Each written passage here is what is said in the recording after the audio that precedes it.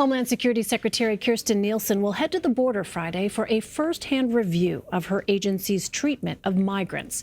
Her visit comes after an 8-year-old Guatemalan boy died in Border Patrol custody earlier this week. Janet Shamlian has more from El Paso, Texas. These are the first images of 8-year-old Felipe Gomez Alonso, his family back home sharing the photos while they comfort his grieving mother. I want my son to come back home soon. I am very sad because he is dead, his mother said in an interview with Univision. She asked his body be sent back to Guatemala as soon as possible. His is the second death of a detained migrant child this month. The first prompted outrage on Capitol Hill. I'm asking you to promise that there won't be another death under your watch. You have my commitment to ensure that all of our detention centers take good care of those in our care. This week, Department of Homeland Security Secretary Kirstjen Nielsen announced across-the-board health screenings for all children in Border Patrol custody. She's expected to visit facilities in El Paso tomorrow. We shouldn't have had to wait until children died in government custody for the government to begin to act. This should have never happened. Dylan Corbett helps migrants seeking asylum find a place to stay until they're able to connect with relatives in the United States. His nonprofit and others here have been swamped by more than 1,000 migrants who've been unexpectedly dropped off by border agents since Sunday. Many just left at bus stations with nowhere to go. Corbett says it's a sign of a broken system. What challenges does it present for the community when these people are dropped off unexpectedly?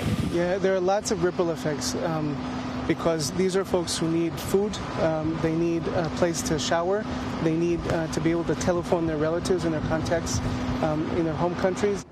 And Janet Shamlian joins us now. So, Janet, what is the Trump administration doing to prevent additional deaths? Elaine, Homeland Security is taking the lead on this, and they've already ordered additional screenings for the children who are in holding centers right now, with a special emphasis on children under the age of 10 years old. That means they'll be looked at an additional time for any signs of illness that would warrant hospitalization or any other treatment within the facility itself.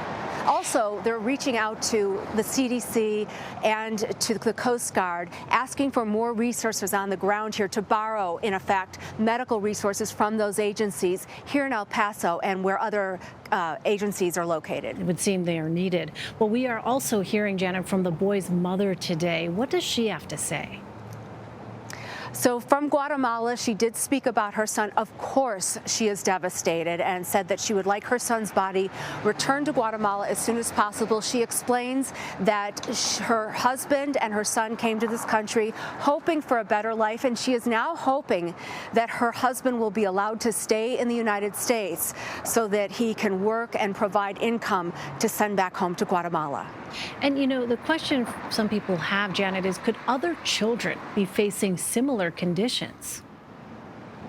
Absolutely. Today we talked to an advocate for these families. He sees them just after they are released, and he says the children are sometimes in a very weakened state, that they haven't had enough nutrition. He says that they report that they sometimes don't get 3 meals a day, that they've had all kinds of illnesses from flu to fever. And you can imagine, Elaine, what might happen if there's a contagious disease in one of these facilities. Yeah, and what do we expect to see during and after Secretary Nielsen's visit to the border? So Homeland Security says that there will be no press allowed for her visit, but we do know this. She wants to see those secondary medical exams and how they are being handled. And also she's going to visit 2 facilities, not just here in El Paso, but also in Yuma, Arizona. Right, Elaine? A great deal of interest in this story. Janet Shamlian. Janet, thanks very much. Sure.